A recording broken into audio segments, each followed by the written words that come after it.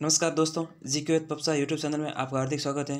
दोस्तों, RS mains answer writing practice series में आज हम साइंस के क्वेश्चन लेके प्रस्तुत हुए हैं। क्योंकि हमारे जो पेपर 2 है जीएस का, उसमें जो साइंस वाला पोर्शन है उसमें से सामान्य जनरल साइंस के क्वेश्चन आते रहते हैं, तो हमने भी उसमें से आज साइंस के क्वेश्चन उठाए। तो आज हम कह सकते हैं हमारे आज के जो क्वेश्चन है वो पेपर 2 हम कह सकते हैं साइंस से। तो देखते हैं आज के क्वेश्चन और हमने किस प्रकार से आंसर लिखे, और आप भी अपने जो सजेशन या जो सुझाव वो दे सकते हैं। तो जनरल साइंस का एक क्वेश्चन है 2 नंबर के लिए, और हमारा वही फॉर्मेट है 2 नंबर, 5 नंबर और 10 नंबर के लिए एक एक क्वेश्चन लेके आते हैं हम। तो यहाँ जो क्वेश्चन है कि प्रोटीन की आवश्यकता को समझाइए। प्रैक्टिस जो प्रोटीन की आवश्यकता है उसको समझाना है 2 नंबर में या 15 शब्दों में। तो हमने कुछ इस प्रकार लिखा है कि प्रोटीन हमारे शरीर की वृद्धि एवं विकास के लिए आवश्यक है। ये प्रोटीन्स के निर्माण व पेप्सिन एंजाइम से शरीर में पाचित होकर रोग प्रतिरोधक क्षमता का विकास करते हैं, यानी कि रोग प्रतिरोधक क्षमता को बढ़ाते हैं, एक तरीके से विकसित करते हैं या बढ़ाते हैं, या कह सकते हैं। तो हमने प्रोटीन्स हमारे जो शरीर की वृद्धि विकास के लिए आवश्यक होते हैं ये चीज़ें यहाँ लिखी। इनका प्रोटीन से इनका निर्माण होता है पेप्सिन के माध्यम से, ये जो हमारे शरीर में पाचन करते हैं और एक तरीके से रोग प्रतिरोधक क्षमता का जो विकास करते हैं या उसको बढ़ाते हैं। तो अब बताइए आप भी इसमें हम और क्या ऐड कर सकते हैं जिससे हमारे आंसर में और इम्प्रूवमेंट लाया जा सके, और आप अपने सुझाव दे सकते हैं। क्योंकि हम भी एक आरएस अधिकारी बन जाएंगे तो शायद ऐसा लग रहा है, इसलिए ऐसा निकल रहा है मुँह से, वरना एक आरएस एस्पिरेंट ही है।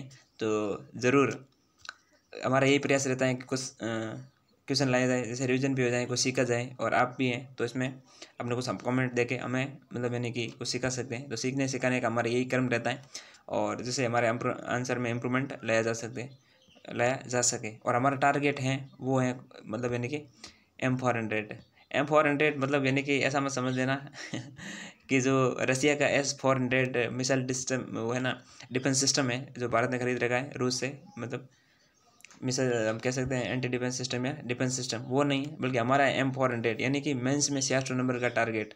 और मेंस में अगर हमारा 600 नंबर का टारगेट रहेगा आरएस मेंस में, यानी कि प्रत्येक पेपर में हमें 100 नंबर लाने हैं।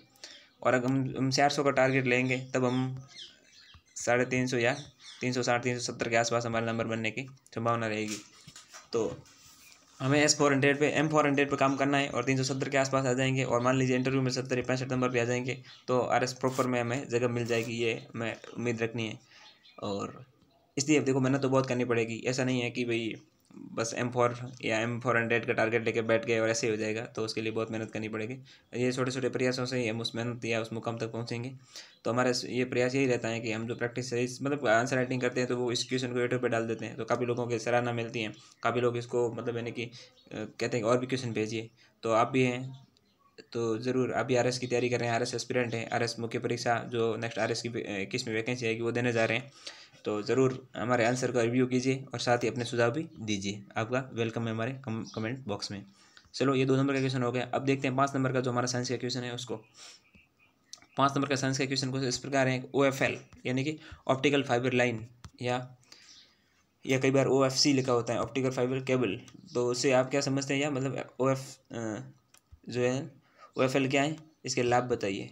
छोटा सा क्वेश्चन है। तो अब इसमें हमने लिखा कि ऑप्टिकल फाइबर लाइन प्रकाशीय तरंगों के माध्यम से संचार एवं संप्रेषण है।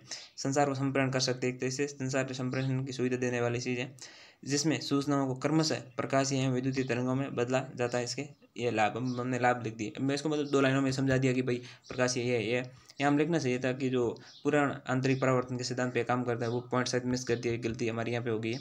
और शायद वो लिखते थोड़ा और यानी सुधार हो सकता, अच्छा लगता था आंसर, मैं थोड़ा इंप्रेशन बढ़ता, वो नहीं लिखा। और आगे हमने इसके सीधे लाभ लिख दिए, और लाभ ये लिखे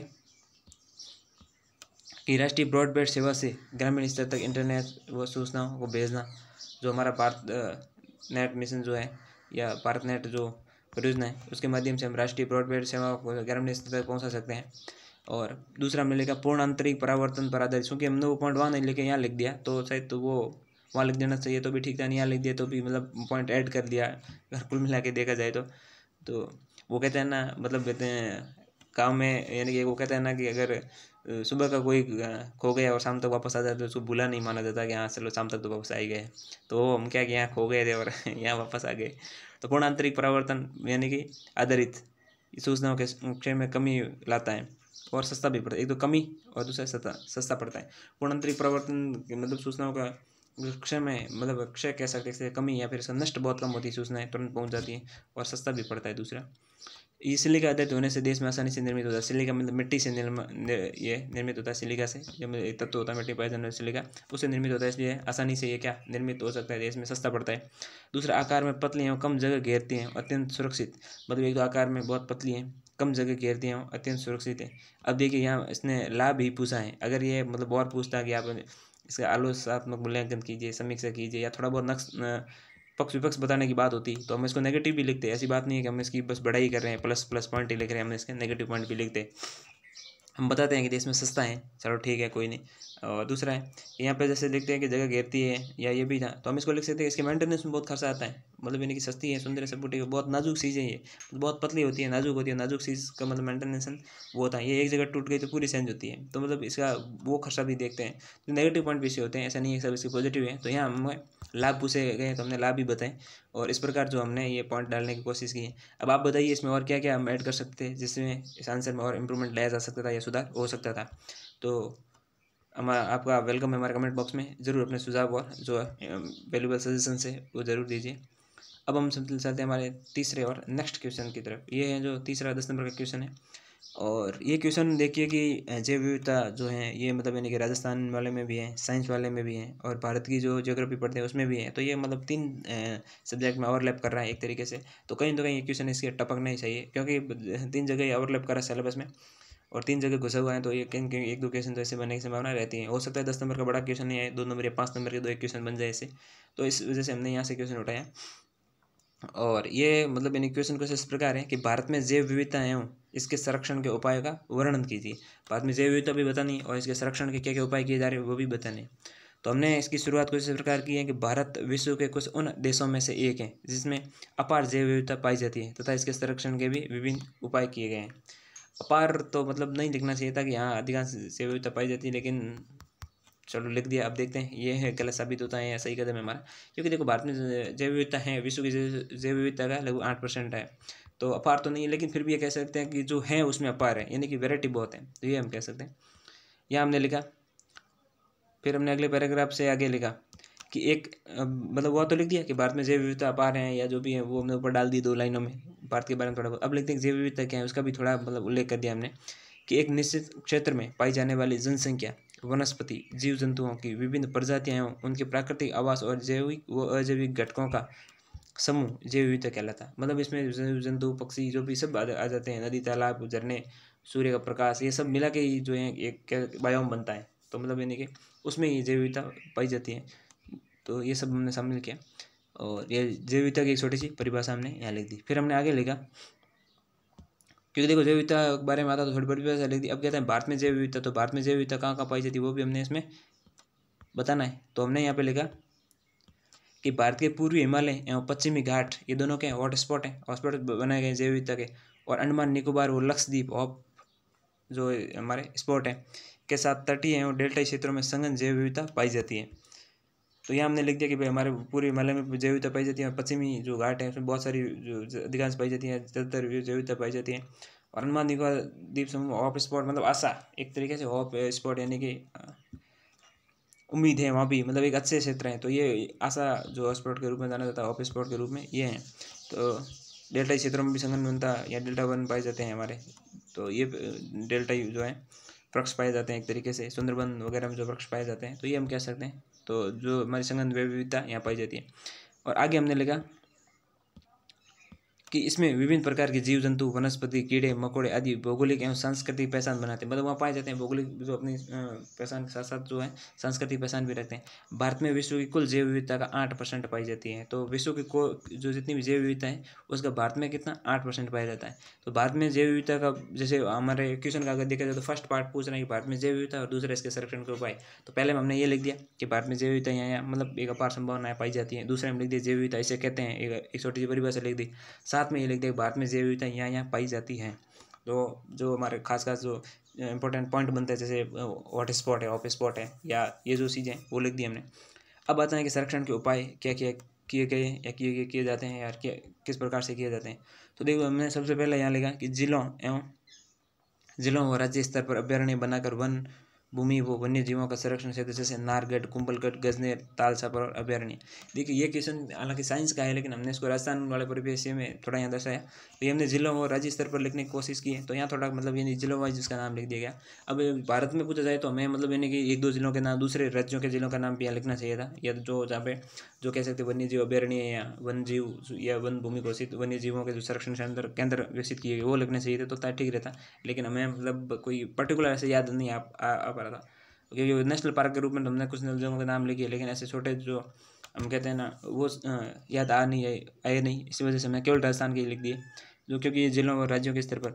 दूसरा हमने लिखा केंद्र स्तर पर, केंद्र सरकार द्वारा अधिनियम पारित करके, जैसे Jim Corbett national park Uttarakhand, राष्ट्रीय संबल अभ्यारण्य ये यूपी, मध्य प्रदेश और राजस्थान वाले एरिया में आता है। संबल नदी के दोनों मतलब चारों ओर बनाया जाने वाला है दोनों ओर। कान्हा नेशनल पार्क मध्य प्रदेश आदि। तो ये मतलब है कि जो राष्ट्रीय अभ्यारण्य नेशनल पार्क घोषित करके भी क्या जैव विविधता या उसके संरक्षण को बढ़ावा दिया जा सकता है। फिर हमने तीसरा प्रयास लिखा कि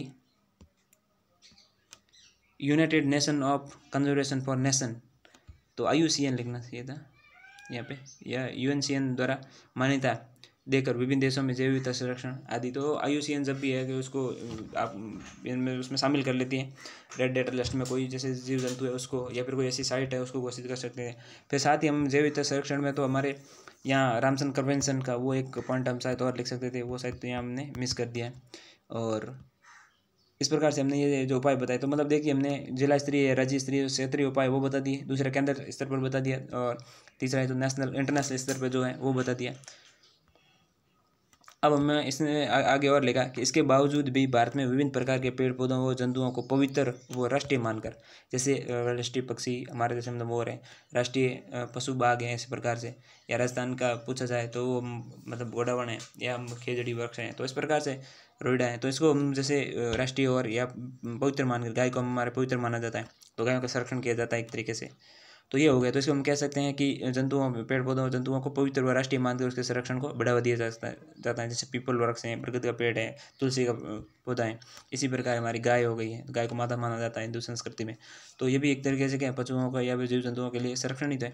भारत में विभिन्न प्रकार की वनस्पतियों का औषधिक उपयोग व जंतुओं से निर्मित पदार्थों से उपचार गौमूत्र किया जाता है, जैसे गौमूत्र हो गया एक तरीके से, तो गौमूत्र में तो गायों का संरक्षण किया जाता है। कुछ औषधियों को हैं उनको माना जाता है कि ये जैसे हल्दी है, मतलब उसके पेड़ से नीम है, नीम कोटेड यूरिया वगैरह बनता है, तो नीम नारायण वगैरह ऐसा कहा जाता है, नीम नारायण होता है, मतलब उनमें ऐसे भगवान का रूप भी देखा जाता है। पीपल वृक्ष है तो वृक्षों की पूजा होती है, पशुओं पक्षियों की पूजा होती है, तो सांप को जहर भी उगलता है, फिर भी हम नाग पंचमी को, नाग जो पंचमी मनाते हैं तो पूजा की जाती है। तो एक तरीके से हम पेड़ पौधों की जो वो पूजा करते हैं, उनको राष्ट्रीय मानकर या फिर उनमें धार्मिक या पवित्र मानकर भी उसकी पूजा की जाती है। तो ये भी क्या एक तरीके से हमारी जो जैव या वे जो विविधता उसका संरक्षण ही तो है। फिर हमने लिखा इस प्रकार भारत की जैव विविधता, अंत में हमने लिखा कि भाई इस प्रकार भारत की जैव विविधता का संरक्षण केवल भारत ही नहीं बल्कि वैश्विक संगठन भी करते हैं, मतलब जैसे IUCN, साथ में और भी लिख सकते हैं, और UNEP जो भी यूनाइटेड नेशन जो है एनवायरमेंट प्रोग्राम, उनके भी जो कार्यक्रम चलते हैं, ये जो भी जलवायु संरक्षण, पर्यावरण संरक्षण के लिए, या फिर जो हमारे जैव विविधता संरक्षण के लिए, तो इंटरनेशनल जो ऑर्गेनाइजेशन में ये सब शामिल हो गए।